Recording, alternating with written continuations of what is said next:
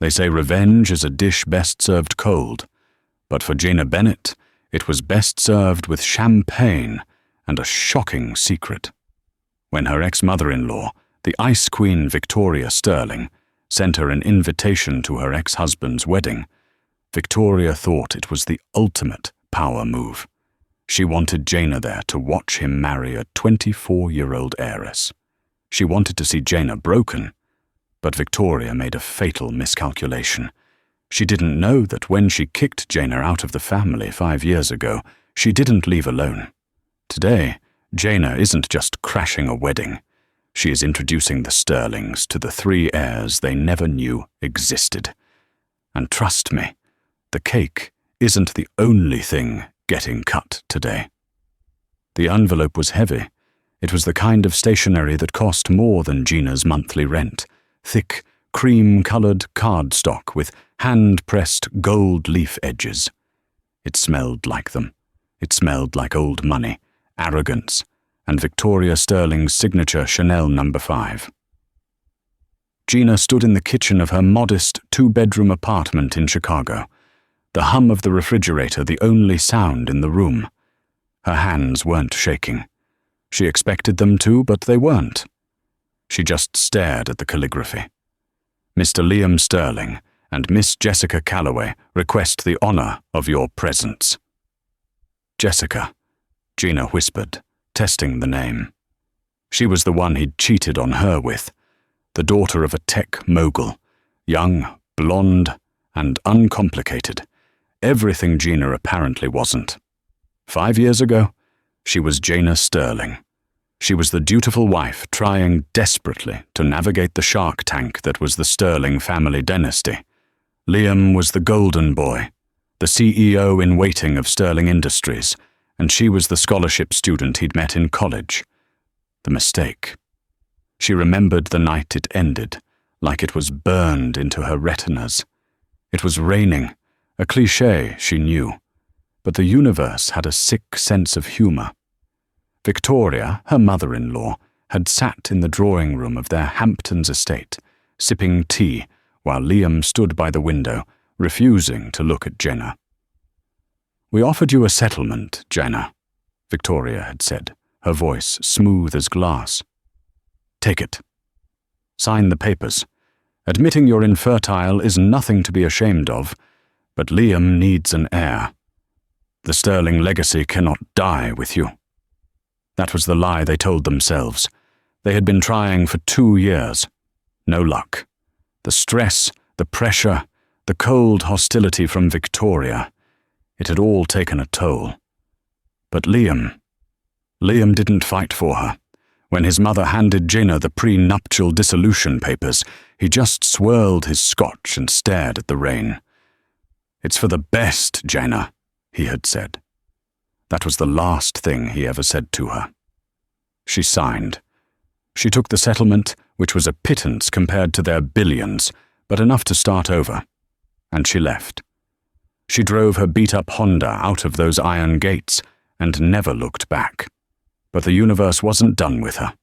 2 weeks after the divorce was finalized, alone in a new apartment, fighting a flu that wouldn't go away, she took a test. Then she took 5 more.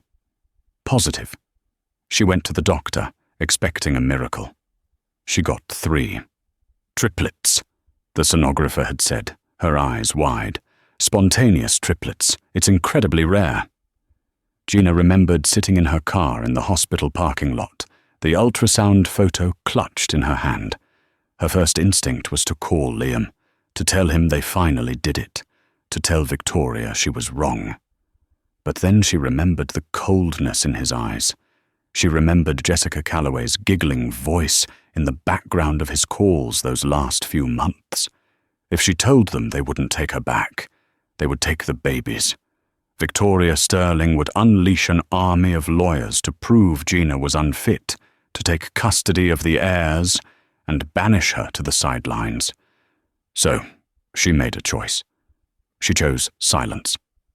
Now, 5 years later, the invitation lay on her counter. Why invite her? Why now? She flipped the card over. On the back, In Victoria's distinct, sharp handwriting was a note. "Do come, Gina. It would mean so much to Liam to have your blessing. Let's show the world we can be civilized adults. Or are you still too fragile?" It was a dare. She wanted to rub Gina's nose in it. She wanted to parade Jessica, young, fertile, rich Jessica, in front of the barren ex-wife to show the high society circle that the Sterlings had upgraded. She wanted to humiliate Jaina one last time to secure her narrative. "Mommy." Jaina turned around. Standing in the doorway, rubbing sleep from his eyes, was Leo.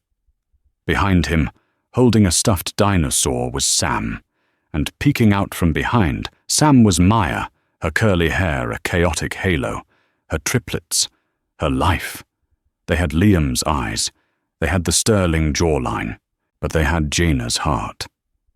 "What's that?" Maya asked, pointing to the shiny envelope. Gina looked at the invitation, then at her beautiful, chaotic, secret children. A slow, dangerous smile spread across her face. Victoria wanted a show? She wanted to talk about heirs and legacy?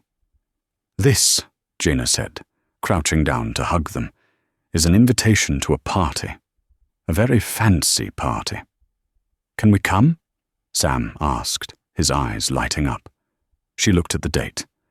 The wedding was in 2 weeks at the Sterling estate in Newport. "Yes," she whispered, feeling a fire ignite in her chest that had been dormant for 5 years. "You're the guests of honor." The Sterling estate in Newport, Rhode Island, was less of a house and more of a fortress disguised as a palace. It sat on a cliff overlooking the Atlantic, a sprawling expanse of white stone and manicured hedges. Gina had rented a large SUV for the occasion. They were parked just down the road, waiting for the right moment. "Remember what we practiced?" she asked, turning to look at the 3 of them in the back seat. Leo tugged at his tiny tuxedo bow tie. "Be polite, don't run." "And stick together," Sam added, looking dapper in his matching suit. Maya, wearing a dress of pale gold silk that Gina had commissioned specially for this day, nodded solemnly. "And smile like Grandma." Gina laughed. "No, smile like you're having fun. Leave the scary smiles to me." She checked her reflection in the rear-view mirror. She had spent a significant portion of her savings on this appearance. She wasn't wearing black. That would look like mourning. She wasn't wearing white. That would be desperate. She was wearing emerald green, a floor-length, backless satin gown that fit like a second skin. It was the color of money, the color of envy, and coincidentally, the color that made her eyes pop. Her hair, once kept in a modest bob Liam liked, was now long, honey-colored, and styled in loose, glamorous waves. She didn't look like the broken ex-wife. She looked like a woman who had won. "Okay," she breathed. "Let's go." They drove up to the main gate. Security was tight as expected.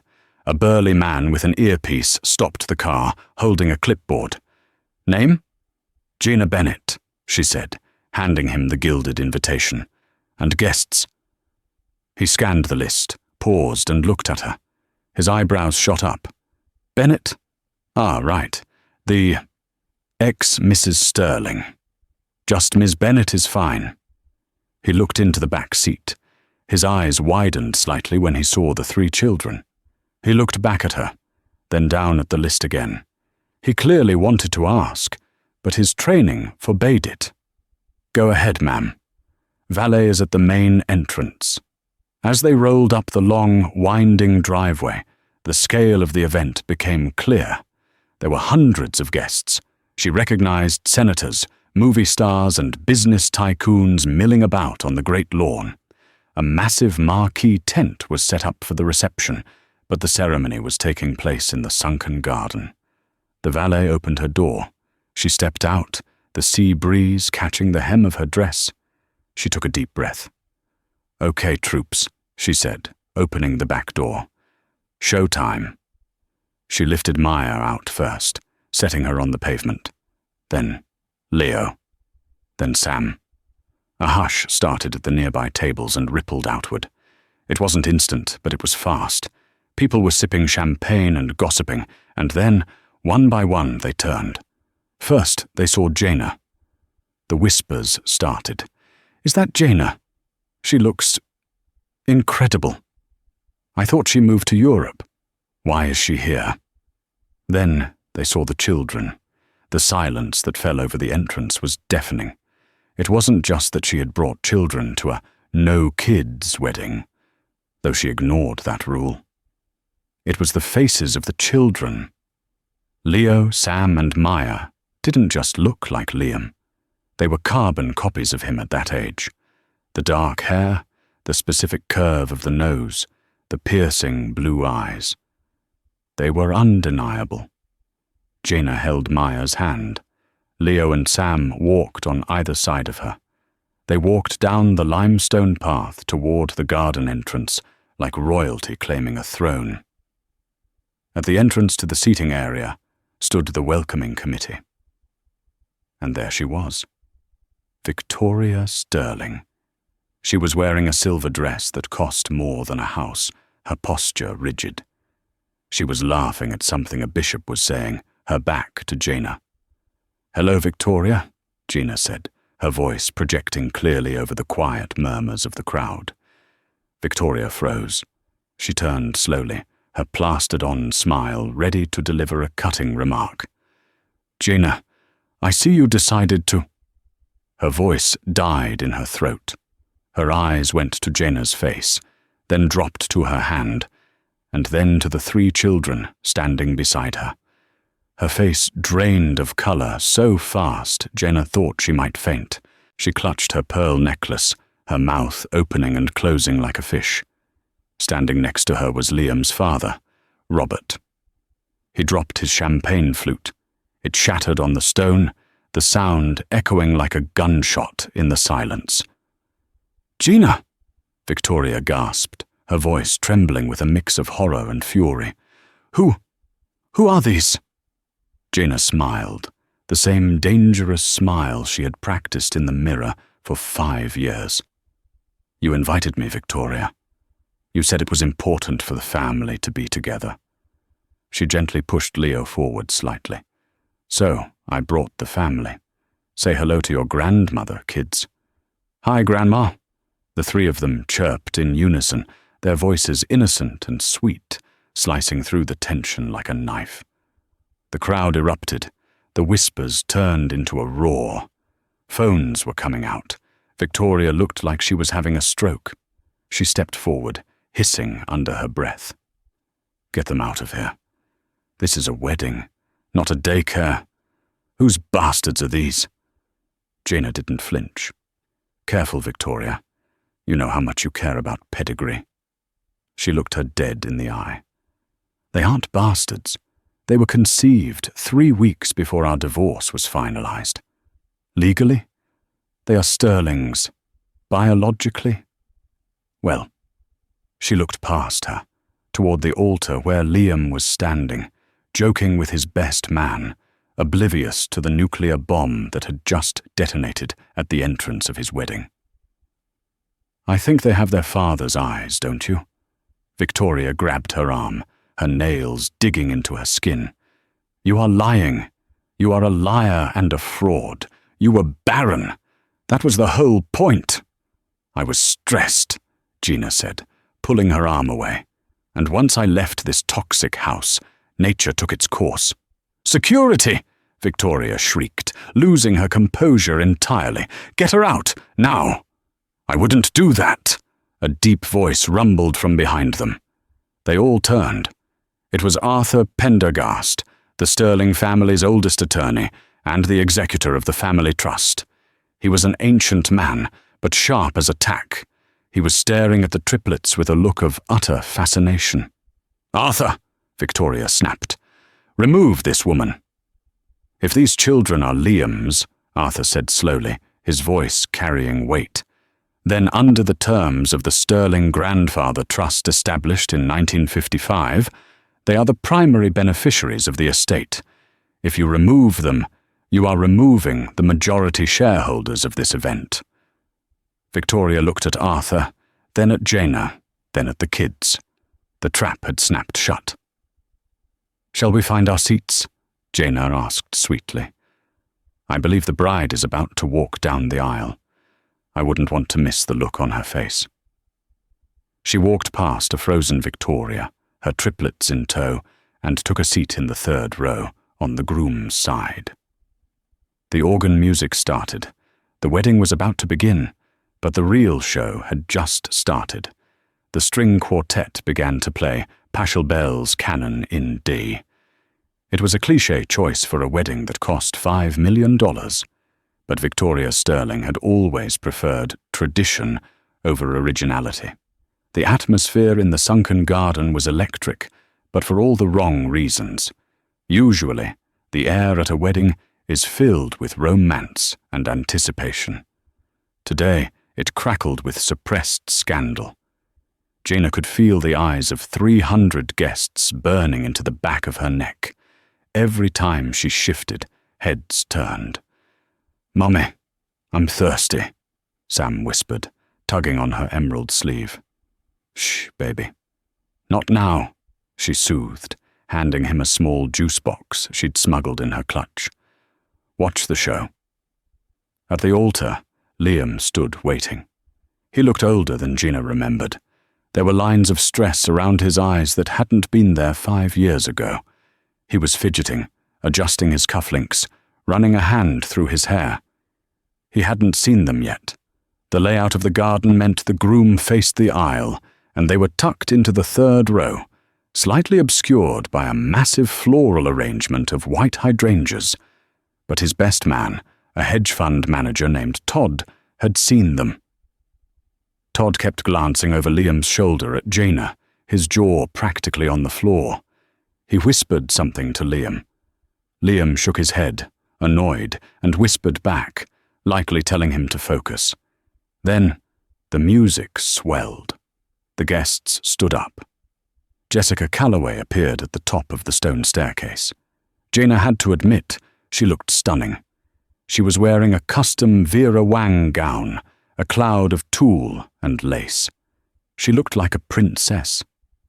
But as she began her descent, smiling that practiced, media-ready smile, her expression faltered. She realized no one was looking at her. The guests were standing. Yes, but their bodies were angled toward the third row. They were looking at the woman in the green dress and the 3 miniature Sterlings. Jessica's smile tightened. She reached the bottom of the stairs and began the long walk down the aisle. Her eyes scanned the crowd, looking for the source of the distraction. Then, she saw Jaina. Jaina offered her a small, polite nod. Her step faltered. She actually stumbled, her heel catching on the limestone. A gasp went through the crowd. She recovered quickly, but the damage was done. Her face flushed a deep, angry crimson. She looked from Jaina to the children, and Jaina saw the moment the realization hit her. It was like watching a glass vase shatter in slow motion. She reached the altar, breathless and furious. She didn't look at Liam with love. She looked at him with panic. "You made it," Liam whispered to her, taking her hands. He was still oblivious. "You look beautiful." "Turn around," Jessica hissed. It was loud enough for the first 5 rows to hear. Liam frowned. "What?" "Turn. Around." "Liam," she ground out through clenched teeth. "Look at your mother's guest." Liam, confused and looking slightly terrified by his bride's tone, slowly turned his head. He scorned the front row.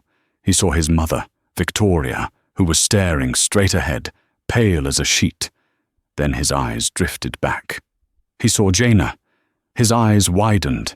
He blinked as if he were hallucinating. "Jaina?" he mouthed. Then, Maya, who had been getting bored, decided this was the moment to be helpful. She stood up on her chair to get a better view. "Look, Mommy." She pointed a tiny finger directly at Liam. "It's the man from the picture. Is that Daddy?" Her voice was high, clear and bell-like. It carried perfectly in the garden's acoustic bowl. The silence that followed was absolute. The string quartet stopped playing abruptly, the cellist's bow screeching against the strings. The officiant, a high-ranking bishop, looked like he wanted to be anywhere else on earth. Liam felt his knees give out. He actually staggered back, gripping the altar railing for support. He stared at Maya. Then he looked at Leo, who was frowning and trying to fix his bow tie, the exact same way Liam did when he was nervous. Then he looked at Sam. 3 faces. His face. "Oh my God," Liam whispered. The microphone on his lapel was still on. The sound boomed through the speakers. "Oh my God." He took a step off the altar. "Liam!" Jessica shrieked, grabbing his arm. "Where are you going? We are in the middle of a ceremony." "Jessica, let go," Liam said, his voice shaking. He ripped his arm away from her grip. He walked down the 3 steps from the altar and into the aisle. He walked toward them like a man in a trance. The guests parted for him. Jaina stayed seated, calm, her hands folded in her lap. She felt a fierce protectiveness surge through her, but she tamped it down. She needed to be the rock. Liam stopped at the end of their row. He was 5 feet away. He looked at Jaina, his eyes filled with a mixture of horror and wonder.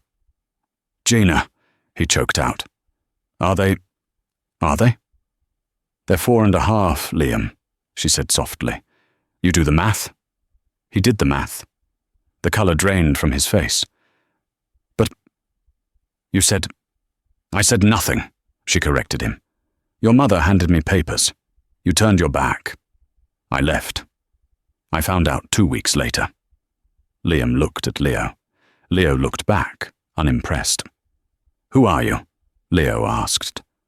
Liam let out a sound that was half sob, half laugh. He fell to his knees, right there on the grass, putting him at eye level with the children. He reached out a hand, trembling, toward Maya. He couldn't say it. "Liam!" Victoria's voice cut through the air like a whip. She had marched over, composing herself with terrifying speed. "Get up. Get up immediately. You're making a scene." "A scene?" Liam looked up at his mother, tears streaming down his face. "Mother, look at them. They're mine. I know they're mine." "We don't know anything," Victoria hissed, trying to block the guest's view with her body. "This is a trick, a ploy to get money. She's been planning this for years." "I don't need your money, Victoria," Jaina said, standing up. She was taller than her in her heels. "I have my own business now. I'm here because you invited me. You wanted to show off? Well, here we are." At the altar, Jessica Calloway had had enough. She threw her bouquet onto the ground. "Is anyone going to marry me?" she screamed. "Or are we going to play happy families with the ex-wife?" Liam looked at Jessica, then back at the triplets. He looked torn, his brain clearly short-circuiting. I can't," Liam stammered. "I can't do this right now. I need to know." "If you walk away from this altar, Liam Sterling," Jessica threatened, her voice icy, "my father will pull the funding for the merger. You know that." It was the ultimate ultimatum. Love, or at least shock, versus money. The Sterling way. Liam stood up. He looked at Jessica. Then he looked at the children again. He looked at Jaina. "I need a paternity test," Liam said, his voice hardening. "Right now. Don't be ridiculous," Victoria snapped. "We have a reception to attend." "No!" Liam shouted, startling everyone. "No reception, no cake, no speeches until I know if I have 3 children. Mother, get the doctor. Get the legal team. We are going to the library." He looked at Jaina. "Jaina, bring them." Jaina smirked internally. The wedding wasn't just ruined, It was obliterated. "Come on, kids," she said brightly. "We're going to see the big house." The library of the Sterling estate was a room that smelled of old leather, cigars, and ruthless decisions. It was where Grandfather Sterling had built the empire and where Gina had signed her divorce papers. Now, it was a war zone.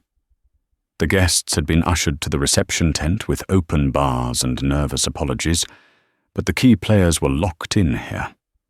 Gina, the kids, Liam, Victoria, a seething Jessica, still in her wedding dress. Jessica's father, Mr. Calloway, a man who looked like a bulldog chewing a wasp, and Arthur Pendergast, the lawyer. The triplets were sitting on a velvet sofa, happily eating cookies that a terrified maid had brought them. They were oblivious to the fact that they were currently dissolving a billion-dollar merger. "This is entrapment," Victoria paced the room, her silver dress swishing furiously. "She waited 5 years. 5 years, Liam.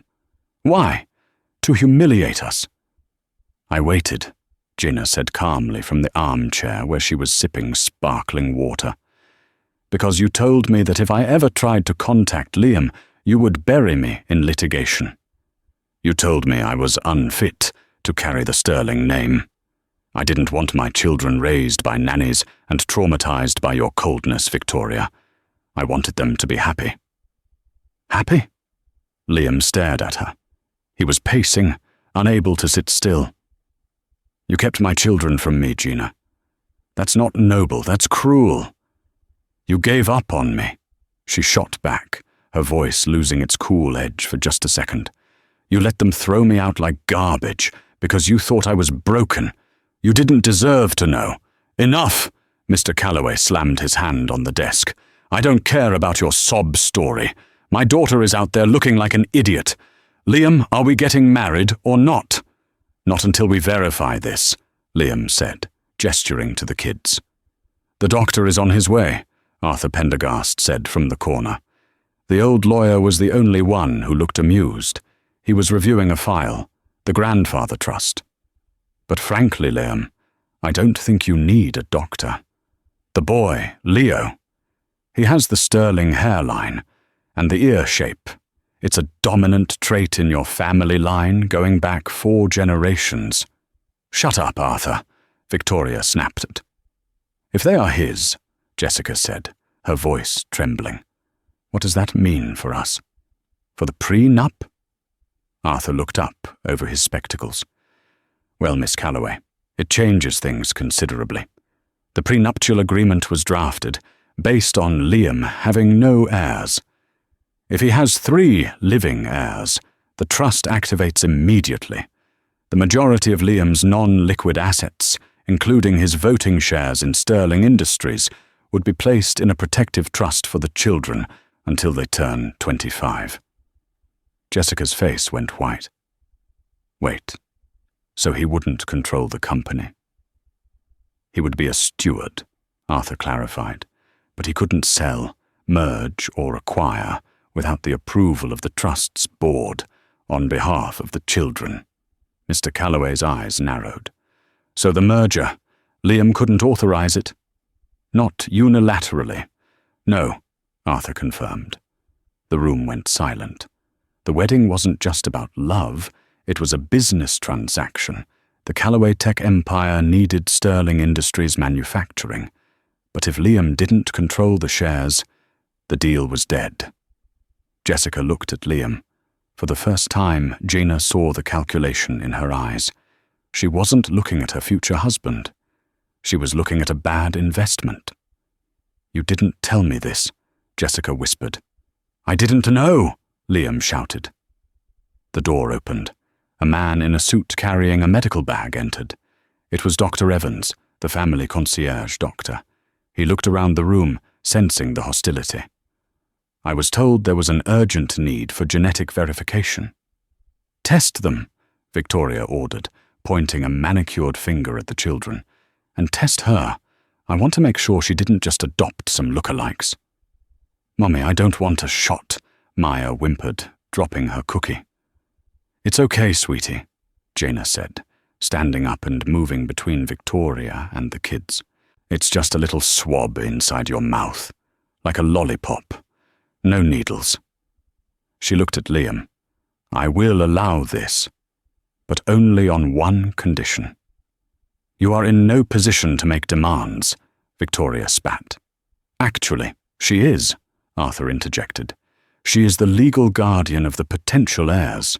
"What's the condition?" Liam asked, his eyes fixed on Jaina's.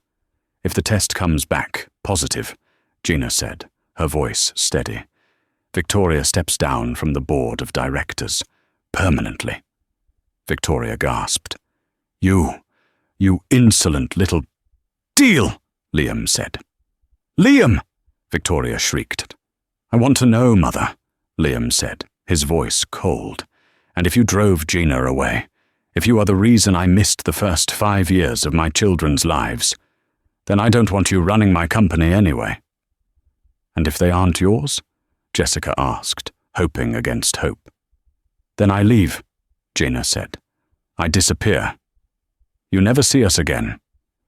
And I'll sign a statement saying I lied."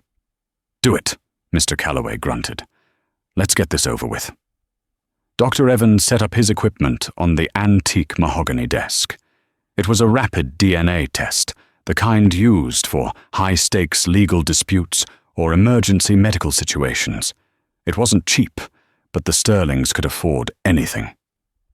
"Come here, Leo," Liam said softly. Leo looked at Jaina. She nodded. Leo walked over to Liam. Liam knelt down. Up close, the resemblance was terrifying. It was like looking in a mirror through time. Liam's hand shook as he reached out to brush a crumb off Leo's lapel. "Open wide," Dr. Evans said gently. He swabbed Leo, then Sam, then Maya, then Liam. "How long?" Jessica demanded. 45 minutes for the preliminary match," Dr. Evans said, placing the samples into a portable analyzer. 45 minutes. They sat in silence. The ticking of the grandfather clock was the only sound. The triplets, bored of the tension, started playing tag around the sofa. At one point, Sam tripped and fell near Liam's feet. Liam instinctively reached out and caught him. "Gotcha," Liam murmured. Sam looked up at him. "You have blue eyes, like me." Liam smiled, a genuine heartbreaking smile. "Yeah, I do." Jessica saw that smile. She saw the way Liam held the boy. She stood up, her silk dress rustling. "He's not going to sign the papers," she said to her father.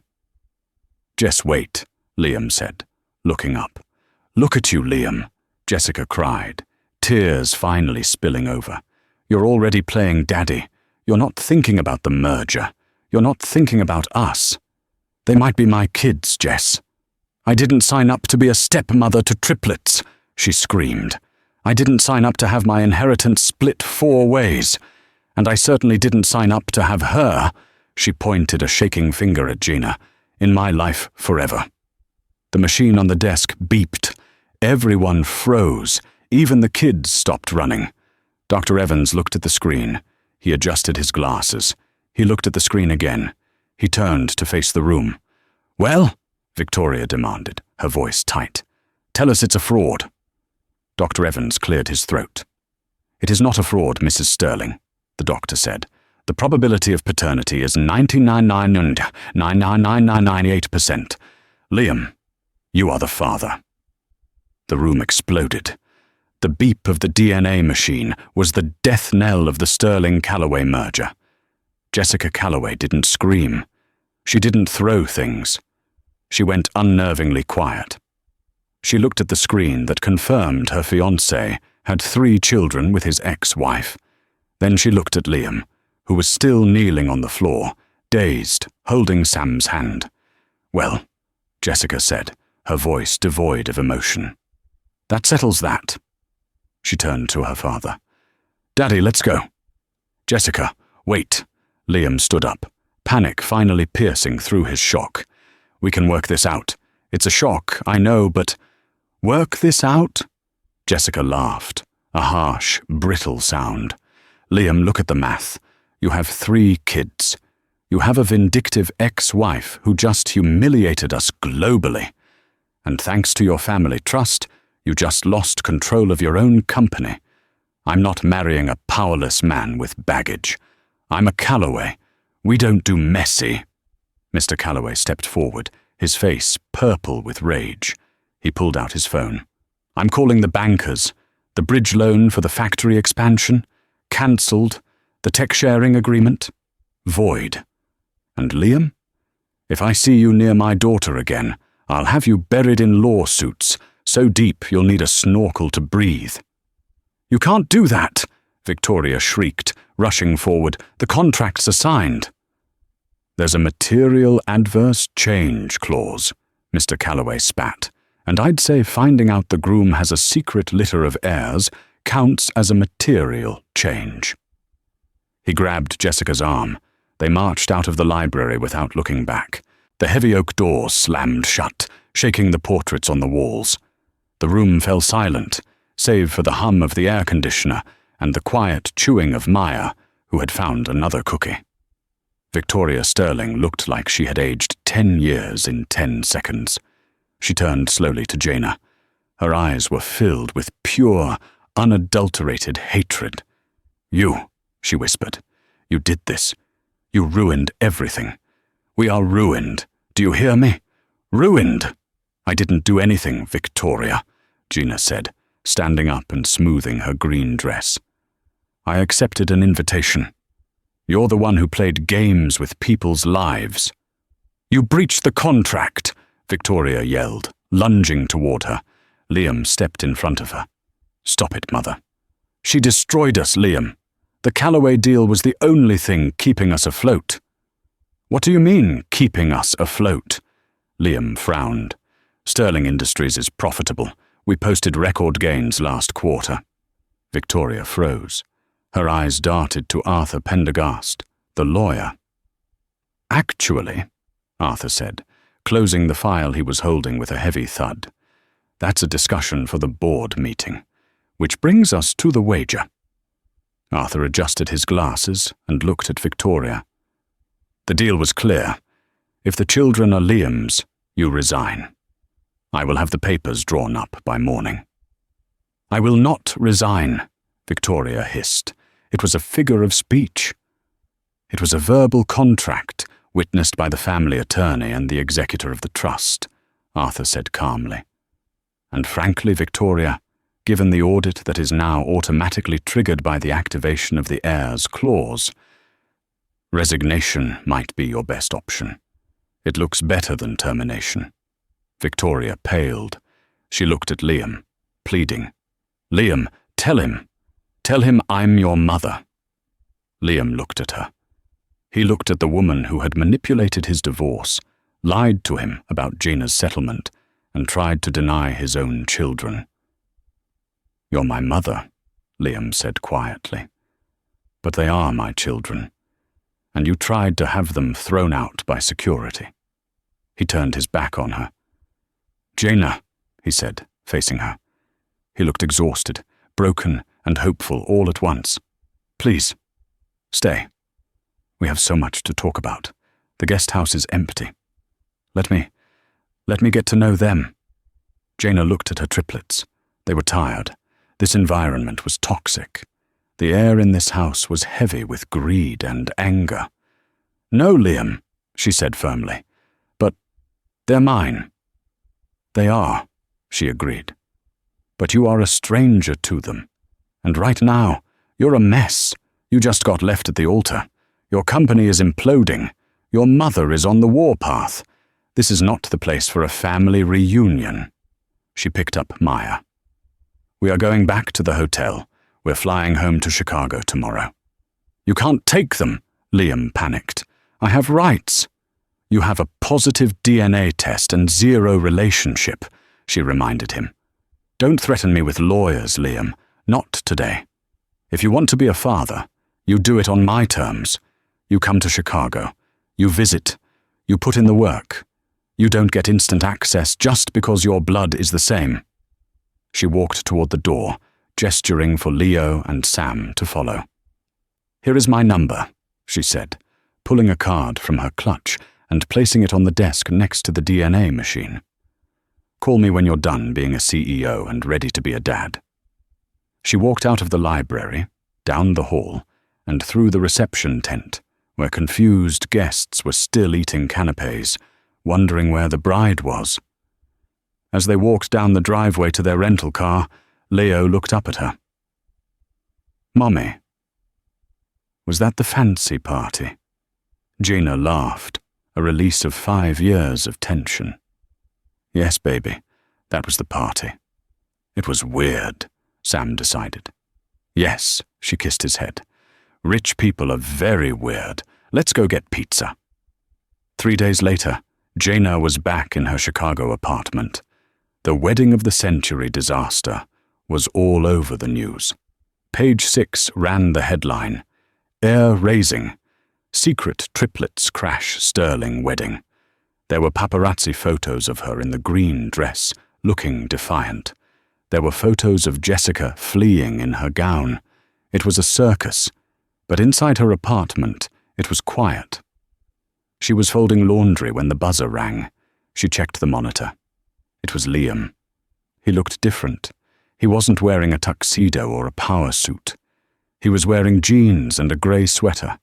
He looked like the college boy she had fallen in love with before the money and the pressure twisted him. She buzzed him up. When he walked in, he didn't look around the apartment with judgment. He just looked grateful to be there. He was holding 3 large gift boxes and a bouquet of lilies, her favorite.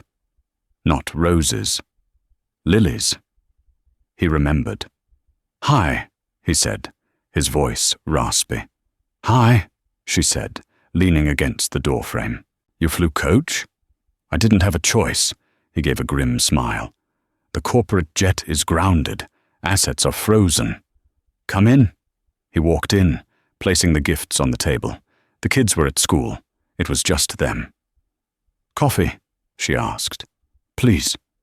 "Black." They sat at her small kitchen table. He wrapped his hands around the mug like it was a lifeline. "Arthur finished the preliminary audit yesterday," Liam began, staring into his coffee. "And?" "You saved me, Gina." She frowned. "What?" "If you hadn't come, if I had married Jessica, the merger would have gone through. The accounts would have been blended, and I would have gone to prison." He looked up, his eyes haunted. "My mother. She's been embezzling from the Sterling Trust for a decade. Gambling debts, bad real estate deals. She drained nearly $40 million. She was cooking the books." Gina gasped. $40 million. The Callaway merger was her exit strategy. She was going to use Callaway's cash injection to plug the hole in the trust before the annual audit. She needed me to marry Jessica to cover her crimes. It all made sense. The pressure, the desperation, the reason she hated Gina. She wasn't just a poor girl. She was a financial liability because she couldn't bring a dowry to cover Victoria's theft. When the triplets appeared, Liam continued, the grandfather trust automatically locked down to protect the new beneficiaries. It triggered a forensic audit. Arthur found everything.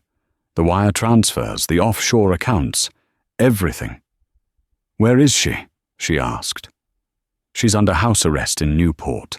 The FBI is involved. She's going to jail, Gina." He took a shaky breath. "She tried to destroy you, and in the end, you were the one who stopped her from destroying the company completely. If the merger had happened, I would have been complicit." He reached across the table, his hand hovering over hers. "I am so sorry. For everything. For 5 years ago. I was weak. I let her whisper in my ear. I let her convince me that our marriage was failing because of the fertility issues, when really, she just wanted me to marry money." She looked at his hand, then at his face. She saw the regret. It was real. "I forgive you for being weak," she said slowly. But I don't forgive you for giving up. You didn't fight for me, Liam. I know. And I will spend the rest of my life trying to make up for that. Not to get you back. I know I don't deserve that yet. But to be a father to Leo, Sam, and Maya. He pulled a thick envelope from his jacket pocket. What is this? I resigned as CEO this morning, he said. Her eyes widened. You what? I'm staying on as chairman of the board, but I'm handing daily operations to a new team. I can't run a company and fix this mess and learn how to be a dad at the same time. I'm moving to Chicago. He pushed the envelope toward her. This is a copy of the new trust arrangement. Arthur drafted it. It acknowledges the triplets as the sole beneficiaries. It also provides you with a monthly stipend, child support, backdated for 5 years. It's a lot of money, Gina. It's not a payoff. It's what they are owed. She opened the envelope. The number was staggering. It was enough to buy this entire building 10 times over. I don't want your money, Liam, she said, pushing it back. I made it work on my own. It's not my money, he said gently. It's theirs. Put it in a college fund. Buy a house with a yard. Please let me do this. She looked at the envelope. She thought about the struggle of the last 5 years, the late shifts, the clipping coupons, the fear of not making rent. Okay, she whispered. For them. And one more thing, Liam said. He stood up and went to the gift boxes. Can I be here when they get home from school?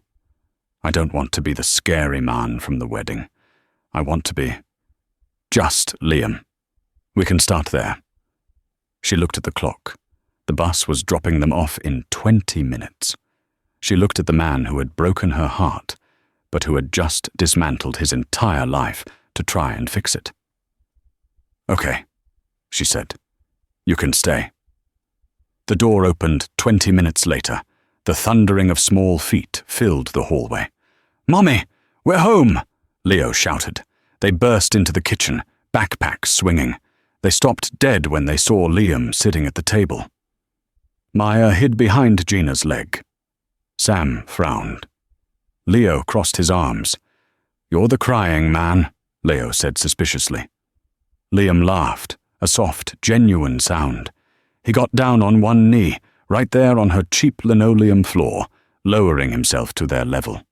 I was crying because I was happy, Liam said. My name is Liam, and I brought Lego. Sam's eyes went wide. Star Wars Lego? The Millennium Falcon, Liam promised, pointing to the box. Sam took a tentative step forward. Then another. Gina leaned against the counter, watching. It wasn't a fairy tale ending. They weren't a couple. There was a lot of pain to work through. But as she watched Liam solemnly explain the importance of Chewbacca to a captivated Sam, she knew the secret was out. The drama was over. The real story was just beginning. 6 months had passed since the catastrophe at the Sterling estate. The world had moved on to new scandals, but Gina's world had been completely rebuilt. The morning sun streamed into her new kitchen. It wasn't a mansion. She still refused to live in the Sterling bubble, but it was a beautiful brownstone in Lincoln Park with a backyard big enough for 3 energetic 5-year-olds. Dad, look! Gina smiled as she watched Leo sprint across the grass, holding up a muddy earthworm. Liam was sitting on the patio steps, wearing a t-shirt covered in grass stains. The former heir to a billion-dollar empire, the man who used to panic if his tie was crooked, was currently letting Maya braid his hair while he inspected a worm. That is a very impressive worm, Leo, Liam said, with genuine seriousness. We should probably name him. Mr. Wiggles, Sam shouted from the sandbox. Mr. Wiggles it is, Liam agreed. She leaned against the doorframe, sipping her coffee. It hadn't been easy. The first month was awkward. Liam didn't know how to change a tire, let alone handle a tantrum. They fought. They argued about boundaries. He tried to buy their affection with toys until she threatened to ban Amazon deliveries. But he learned. He showed up. Every single day. He went to therapy. He stepped down from the high-life social circuit. He became, against all odds, a father. "You're staring," Liam said, looking up at her. He had a pink beret in his hair. "I'm just documenting the hair for blackmail purposes," she teased. He stood up, dusting off his jeans. "Go easy on me. I have a board meeting in an hour. I can't look like a My Little Pony." "About that," she said, walking out to join him. "Arthur called me." Liam's expression tightened slightly. "About Mother. She wants to see us." Victoria Sterling had pleaded guilty to fraud and embezzlement. She was currently serving time in a minimum security facility in Connecticut. They hadn't visited. Not once. "We don't have to go," Liam said immediately. He reached out and took her hand. His grip was firm, reassuring. "We don't owe her anything, Jaina. Not even a goodbye." "I know," she said. "But I think I want to. Just once. To close the book." The prison visiting room was stark and grey, a sharp contrast to the gold-leafed drawing room where Victoria used to hold court. When she walked in, wearing a beige jumpsuit, she looked smaller. The terrifying Ice Queen had melted into a bitter, aging woman. She sat down behind the plexiglass. She didn't look at Liam. She looked at Jaina. "You look well," she said, her voice raspy. "I am well," Jaina replied. "And the children?" She struggled with the word. "They are happy, they are loved, and they don't know who you are," Jaina said. "We decided it was best. Maybe when they're older we'll explain. But for now, you're just a cautionary tale." Victoria flinched. "I did it for the family, Liam. You know that. I did it to save the legacy."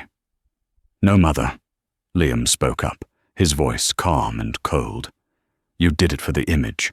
You sacrificed your son, your grandchildren, and your integrity for an image. The legacy isn't the money, it's them." He pulled out a photo of the triplets from his pocket and pressed it against the glass. "This is the legacy you threw away." Victoria looked at the photo. For a second, her mask slipped. Jaina saw regret. Deep, painful regret. But then, the bitterness returned. "You'll fail," she sneered. "You're soft, Liam. You need a killer instinct to run Sterling Industries. Without me, the sharks will eat you alive." Liam smiled. It was the smile of a man who was finally free. "Actually, Mother, profits are up 12%. We pivoted. Jaina had a brilliant idea to shift our manufacturing to sustainable tech. The market loves it. It turns out, running a company with ethics is actually quite profitable." He stood up. "Goodbye, Victoria." "Liam, wait!" she cried out as he turned away. He didn't stop. He walked to the door, held it open for Jaina, and they walked out into the bright, crisp autumn air. They didn't speak until they got back to the car. "You okay?" she asked. Liam let out a long breath, watching the prison walls recede in the rearview mirror. "Yeah. I think I finally am." He turned to her. The engine was idling. The air between them shifted. It wasn't about the kids, or the company, or the past. It was about them. "Jaina," he said softly, "I know I said I would wait. I know I said I just wanted to be a dad. But? She raised an eyebrow. "But I miss my best friend. I miss the woman who used to eat Thai food with me at 2 a.m. and dream about the future. I know I broke that future, but I want to build a new one." He reached into his pocket. Her heart skipped a beat. Was he proposing? He pulled out a fortune cookie wrapper. Jaina laughed. "What is that?" "I saved it," he said, smoothing out the crinkled paper on the dashboard. From our first date, 10 years ago. You don't remember? She looked closely. The faded red ink read, "Great luck awaits those who are patient." "I've been patient," Liam said. "I've done the work. I'm not the boy you married. I'm the man who wants to earn you." He looked at her with those intense blue eyes, the same eyes that Leo, Sam, and Maya looked at her with every day. "Dinner?" he asked. "Tonight. Just us. I got a babysitter. A highly background-checked, security-cleared babysitter." She looked at him. She thought about the pain, the betrayal, and the anger. But then she thought about the redemption. She thought about the way he looked at their children. She thought about the man who had just walked away from his mother to stand by her side. Forgiveness wasn't weakness. It was the ultimate power move. "Okay," she said, a smile spreading across her face. "But if you talk about the board meeting, I'm leaving." "Deal," he grinned. He leaned across the console and kissed her. It wasn't a desperate kiss or a hungry one. It was a promise. As they drove away, back toward the city, back toward their chaotic, beautiful, messy life, she realized something. Victoria wanted to humiliate her. She wanted to show the world Gina was nothing. Instead, she gave her everything. She gave her the fight. She gave her the children. And in the end, she gave her the version of Liam she never wanted her to have, the one who was truly a good man. Gina checked her reflection in the mirror. The emerald green dress was hanging in the back of her closet, wrapped in plastic. She didn't need it anymore. She didn't need armor. She had won. And that, ladies and gentlemen, is how Gina Bennett turned a nightmare wedding into a fairy tale ending. She didn't just get revenge, she got a whole new life. It just goes to show that sometimes the best way to handle your enemies isn't to fight them. It's to let them destroy themselves while you sit back and watch the show. What a journey.